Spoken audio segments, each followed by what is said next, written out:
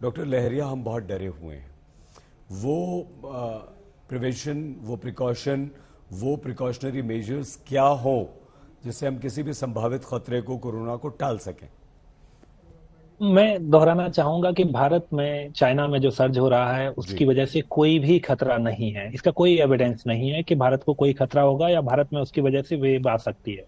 कारण यह है कि जो हम BF.7 की सब वेरिएंट की बात कर रहे हैं वो ओमिक्रॉन ही है, उसका एक सब प्रकार है। और चूंकि चाइना में ओमिक्रॉन स्प्रेड नहीं हुआ था तो वहां पर ये ओमिक्रॉन के सब प्रकार से संक्रमण फैल रहा है। चूंकि भारत में ओमिक्रॉन संक्रमण हो चुका है, साथ ही भारत में B.7 करीब 3 महीने पहले मिला था और जीनोमिक सर्वेलेंस में कुछ इसके मामले भी मिले हैं। तो अगर 3 महीने से भारत में है और नहीं फैला और इतना अधिक प्रसार नहीं हुआ है तो यह दर्शाता है कि इतना अधिक प्रभावकारी नहीं। तो भले ही चाइना में BF.7 की वजह से संक्रमण फैल रहा हो, इस बात का कोई एविडेंस नहीं है कि भारत में वो फैलेगा। तो निश्चित रहने की जरूरत है, कोई दिक्कत वाली बात नहीं। एक बात। जी। दूसरी बात मैं कहना चाहूंगा कि अगर चाइना में संक्रमण फैल रहा है या ब्राजील या US में संक्रमण फैल रहा है तो उस यह इस बात का कारण नहीं बन जाता कि भारत में लोग मास्क लगाएं। और एटलीस्ट यूनिवर्सल मास्किंग का कोई लॉजिक नहीं बचता है। इनफैक्ट मैं कहूंगा कि मास्क एक इंपॉर्टेंट मेजर है जो कई सारी बीमारियों से बचा सकता है, रेस्पिरेटरी इलनेस से बचा सकता है, RSV और अन्य वायरसेज होते हैं। लेकिन कोविड के लिए मास्क की फिलहाल कोई पब्लिक पॉलिसी भूमिका नहीं है।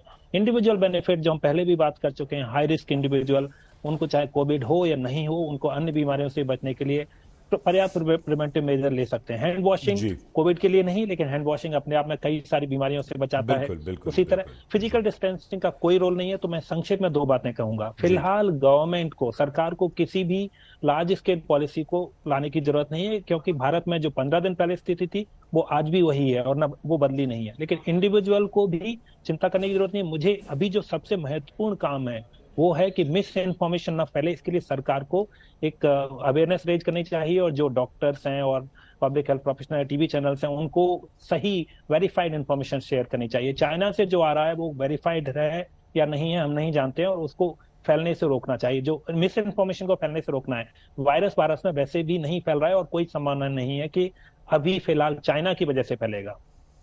ठीक है डॉक्टर लहरिया, आप बड़ी राहत दे रहे हैं, लेकिन जो फर्स्ट सेकेंड वेव हमने देखी, थर्ड वेव हमने देखी, और वो वुहान लैब से निकला वायरस जो लगातार म्यूटेट होकर रूप रंग बदलकर हमें तंग करता रहा, परेशान करता रहा।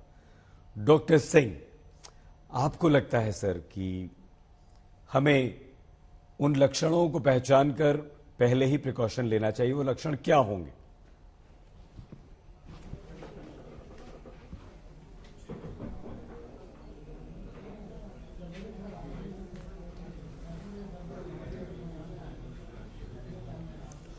डॉक्टर सिंह, हमारी आवाज आप सुन पा रहे हैं सर?